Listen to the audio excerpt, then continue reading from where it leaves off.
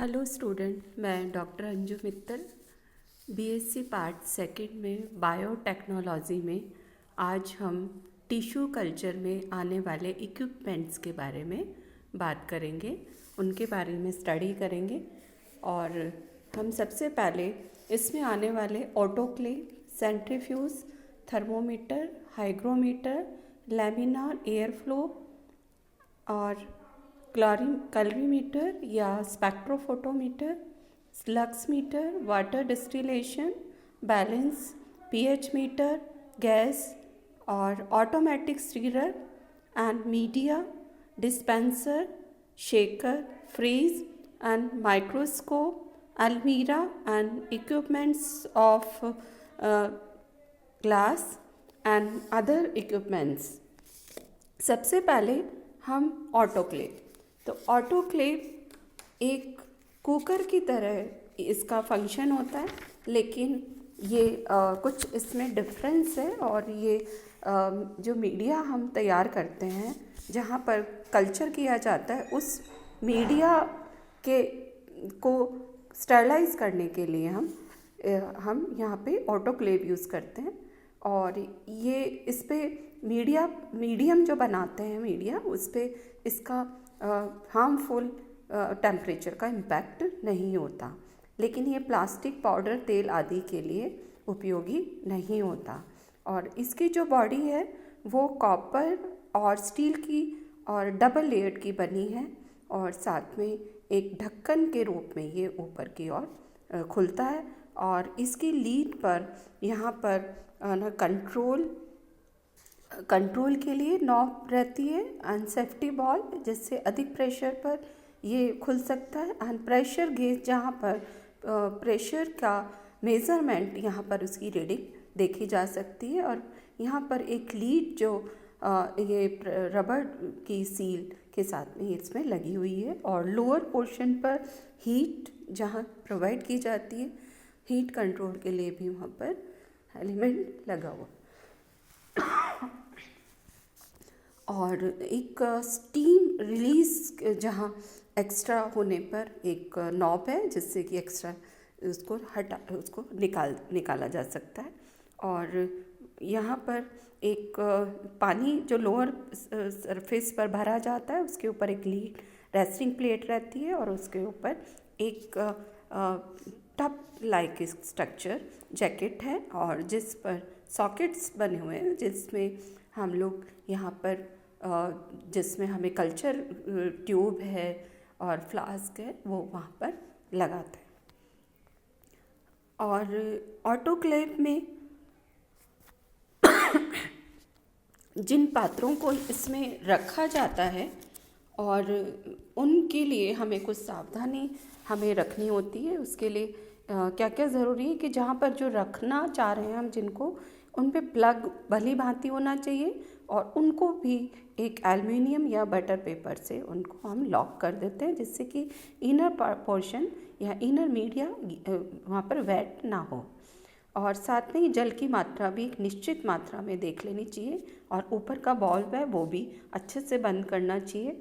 और स्टीम निकालने के लिए हिस्से को पहले खुला रखते हैं, जिससे कि अच्छे से उसके निर्वात हो जाए, और तब बंद कर देते हैं। और जब सारा प्रोसीजर कंप्लीट हो जाता है, तब उसको खोलते समय शून्य दाब होने पर ही इसको खोला जाता है। इससे स्टरलाइजेशन के लिए ऑटोक्लेव यूज़ करते हैं मीडिया को। और दूसरा जो इक्विपमेंट्स इम्पॉर्टेंट है वो है लैमिनार फ्लो।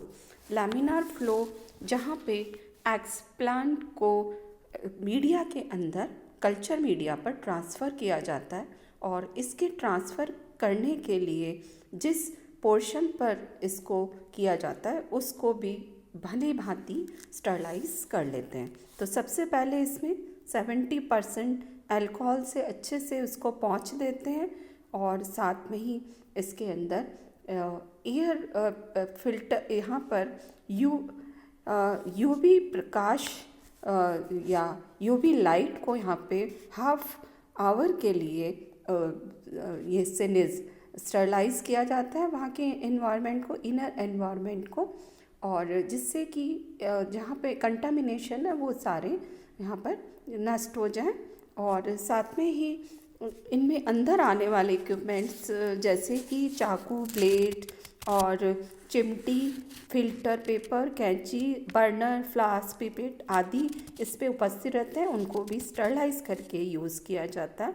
और यहाँ पर ये इससे कि कल्चर करने से पहले यहाँ पर एक एयर पास की जाती है जो कि 108 प्रति घंटे की रफ्तार से ये अंदर की ओर आती है। एक फ़िल्टर के थ्रू यहाँ ये आती है, और ये जो फ़िल्टर है ये वो HEPA high efficiency particular air, जिसमें कि जो वायु में ये सारे फाइबर ग्लास से जो गुजरती है उससे ये सारे छन जाते हैं। करीब 0.3 माइक्रोन के भी ये बड़े जो इसमें कण हैं वो फिल्टर हो जाते हैं। और ये इस तरह से यहाँ पर मीडिया को ट्रांसफ़र करते मीडिया में एक्सप्लांट को जब ट्रांसफ़र करते हैं तो वो बर्नर के अपर पोर्शन से एक हाथ से हम कल्चर मीडिया को पकड़ते हैं और एक हाथ से एक्सप्लांट को, राइट हैंड में एक्सप्लांट को और लेफ्ट हैंड में हम कल्चर को बर्नर के ऊपर प्लग से हटाते हैं और वहीं पर चिमटी से ट्रांसफ़र किया जाता है। उसके बाद में है यहाँ पर सेंट्रीफ्यूज़। ये सेंट्रीफ्यूज़ यहाँ पर जो कि एक धातु का बना हुआ होता है, एक स्टैंड होता है, इसका ऊपरी हिस्सा थोड़ा ब्रॉड है और ये तेज़ी से घूम सकता है। और इसका फंक्शन ये है कि ये जो कण हैं उनकी साइज़ के हिसाब से उनको अलग अलग कर सके। इनका फंक्शन जिसमें कि अलग गति, ये तेज़ी गति से घूमता है, उसमें इनके जो कण हैं वो अलग अलग साइज़ के वो सेपरेट हो जाते हैं। तो इसमें अलग 3 तरह के सेंट्रीफ्यूज होते हैं, जिसमें कम गति वाले जो कि 500 RPM, ये इसका RPM रिवोल्यूशन पर मिनट, और उच्च शक्ति वाले हाई वेलोसिटी वाले सेंट्रीफ्यूज जिसमें 20,000 RPM, और इससे भी अल्ट्रा सेंट्रीफ्यूज जो कि 60,000 पर ये काम करता है।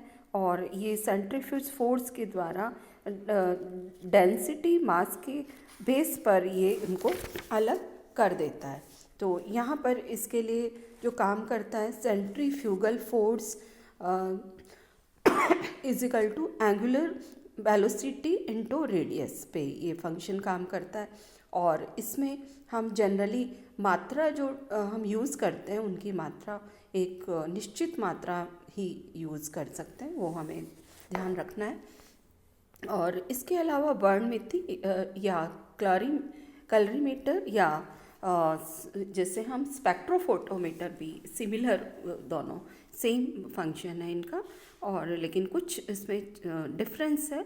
और दोनों का जो काम जो है वो डेंसिटी को मेज़र करने के लिए है, और इसमें प्रकाश या सनलाइट के फोटोन को मेज़र करके उनकी डेंसिटी को मेज़र किया जाता है। और जब यहाँ पे सन लाइट को इनके विलियन के अंदर जो इनमें द्रव्य है और उनके अंदर से गुजारा जाता है, तब ये इसके सनलाइट को, फोटोन को ऑब्जर्व कर लेते हैं, और बाकी जो स्कैटर्ड होते हैं उनको मेज़र कर लिया जाता है। तो उसलिए कि उसमें जो कितने उससे प्राप्त उनकी टर्बिडिटी या उनके ऑप्टिकल डेंसिटी से हम मेज़रमेंट किया जाता है। तो इस तरह से कैलोरीमीटर या स्पेक्ट्रोफोटोमीटर में 3 पार्ट हैं। प्रकाश स्रोत जैसे कि प्रकाश जिनके थ्रू दिया जाता है, और एक सेकेंड जहाँ पर ये वेवलेंथ की प्रकाश करने के लिए यहाँ पर जो इकाई कैलोरीमीटर में ये डिफरेंट कलर के फिल्टर के रूप में होते हैं, जबकि स्पेक्ट्रोफोटोमीटर में ये मोनोक्रोमेटिक होता है, जिससे प्रकाश की डिज़ायर्ड वेवलेंथ प्राप्त की जा सकती है। कैलोरीमीटर की वेवलेंथ की रेंज अधिक होती है, स्पेक्ट्रोफोटोमीटर में एक लिमिटेड वेवलेंथ या कम रेंज की होती है। और सैंपल यहाँ पे लिक्विड से, यहाँ पर जहाँ ये सनलाइट वहाँ से गुजरती है तो उसमें के अंदर कांच के बने क्यूबिट्स होते हैं द्रव्य को रखने के लिए। और सनलाइट इसका जो प्रिंसिपल है, जब प्रकाश स्रोत से मोनोक्रोमेटर या फिल्टर के माध्यम से प्रकाश यहाँ पर पारदर्शी पात्र में रखे सॉल्यूशन से जब ये गुजरते हैं तो इसमें विलयन प्रकाश अब्जॉर्ब हो जाता है और जो विसरित होता है, जो स्कैटर्ड होता है, उसको उसकी तीव्रता कम हो जाती है और उसको मेज़र किया जाता है। तो इस तरह से स्पेक्ट्रोफोटोमीटर एंड कलरीमीटर इनकी कंसंट्रेशन या टर्बिडिटी को मेज़र करने के काम में आते हैं। इसके अलावा काम में आने वाले थर्मामीटर, जिसमें कल्चर के लिए टेम्परेचर, एक निश्चित टेम्परेचर को मेज़र करने के लिए, और लक्स मीटर जहाँ पे लक्स कितनी प्रकाश दिया जाए वो एक कंट्रोल नियंत्रित इसमें कल्चर रूम में दिया जाता है, जो 100 से 2500 लक्स तक ये रहता है कंट्रोल में। और हाइग्रोमीटर या उसकी यहाँ पर उनकी मॉइस्चर को मेज़र करने के लिए ये 60% तक नियंत्रित में इसको यूज़ किया जाता है। और जो वाटर यूज़ करते हैं वो डिस्टिल्ड करने के लिए वाटर डिस्टिलेशन इक्विपमेंट को यूज़ किया जाता है, जिससे कि उसमें उपस्थित पानी में खनिज एंड ऑर्गेनिक सब्सटेंस वो है उनसे उनको बिल्कुल क्लियर किया जा सके। और इसके अलावा यहाँ पर बैलेंस एक निश्चित मात्रा के अनुपात में यहाँ पर जितने भी हम यूज़ करते हैं उनके एलिमेंट्स या ऑर्गेनिक इनऑर्गेनिक, उसके लिए बैलेंस यूज़ करते हैं।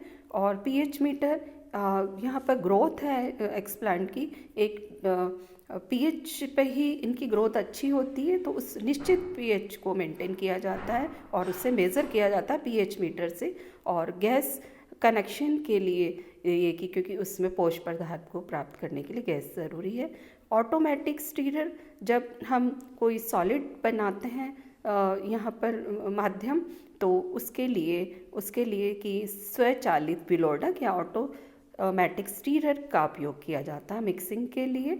और यहाँ पर एक मीडिया डिस्पेंसर पिपेट, जो कि एक स्मॉल पॉलीप्रोपाइलिन की बनी है, जो 10 ml बहुत ही स्मॉल पिपेट होती है और इसमें 10 मिनट्स में ही कम से कम 100 टेस्ट ट्यूब बनाई जा सकती है। शेकर, जिससे कि जहाँ पे लिक्विड के अंदर हम ट्रांसफ़र कर रहे हैं एक्सप्लांट को, तो वहाँ पर इसके वेंटिलेशन के लिए, एरेशन के लिए यहाँ पर शेकर को यूज़ किया जाता है। इसके अलावा फ्रीज, जहाँ पर संग्रहण या स्टोरेज के लिए, और सूक्ष्मदर्शी, जहाँ पर हमें जो एक्सप्लांट हम यूज़ कर रहे हैं तो किस स्मॉल जैसे एम्ब्रियो है और पॉलन ग्रेन्स हैं, उनको अलग करने के लिए यूज़ करते हैं। अलमीरा स्टोरेज के लिए, सभी तरह के ऑपरेटर्स के लिए, और equipments test tube, petri dish और बिलोडक और ग्लास रोड सिलेंडर, ये सब भी काम में लेते हैं।